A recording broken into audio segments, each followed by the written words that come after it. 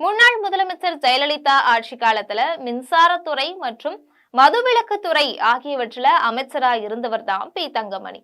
இப்போ அதிமுக பொதுச் செயலாளர் எடப்பாடி பழனிசாமியின் வலதுகரமா திகழ்ந்துட்டு வராரு. எடப்பாடி பழனிசாமிக்கும் தங்கமணிக்கும் இடையே கருத்து வேறுபாடு நிலவரதா அப்பப்ப தகவல்கள் வெளிவந்த வண்ணம் இருந்தது.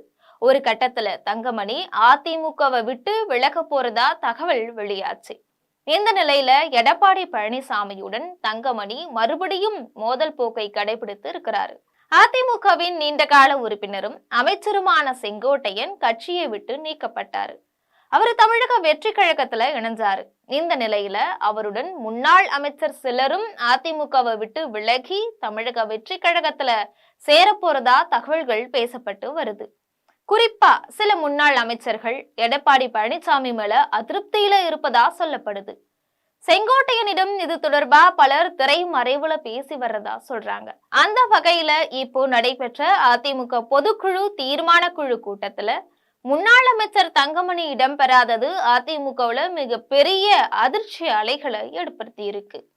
கடந்த சில தினங்களா 2 முன்னாள் அதிமுக அமைச்சர்கள் கிட்ட செங்கோட்டையன் பேசி வர்றதா சொல்லப்படும் நிலையில இப்போ இந்த பிரச்சனை விஸ்வரூபம் எடுத்திருக்கு. முன்னதா செங்கோட்டையன் விலகிய போது தங்கமணியும் அதிருப்தியில இருக்கிறார் அப்படின்ற தகவல் பரவுச்சு.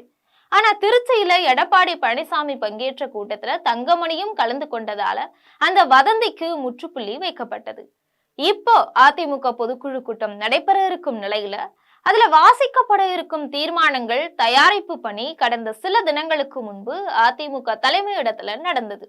அந்த கூட்டத்துல சி.வி. சண்முகம், கே.பி. முனுசாமி, ஜெயக்குமார் உட்பட பலரும் பங்கேற்று இருக்கிறாங்க. ஆனா கொங்கு மண்டலத்துல வலுவா இருக்கக்கூடிய தங்கமணி அந்த தீர்மான குழுவுல இடம் பெறல.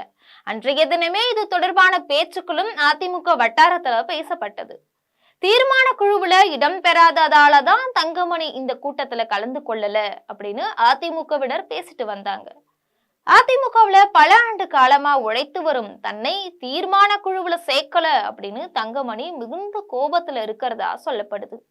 இதனைத் தொடர்ந்து கொங்கு மண்டலத்துல எடப்பாடி பழனிசாமி பங்கேற்ற பொதுக்கூட்டத்திலையும் அவர் கலந்துக்கல அப்படிங்கறதும் ஒரு முக்கியமான தகவலா பார்க்கப்படுது. இப்ப எடப்பாடி பழனிசாமி மீது கருத்து வேறுபாட்டுல இருக்கும் தங்கமணிய செங்கோட்டையன் வலை போட்டு இழுத்து விடலாம் அப்படின்னு பேசப்படுது. இது குறித்து முன்னாள் அமைச்சர் தங்கமணி தன்னிலை விளக்கம் அளிப்பார் அப்படின்னு எதிர்பார்க்கப்படுகிறது. இது போன்ற அரசியல் பின்னணி செய்திகளை தெரிந்து கொள்ள ஜெம் தொலைக்காட்சியுடன் எப்பொழுதும் இணைப்பில் இருங்கள். நன்றி.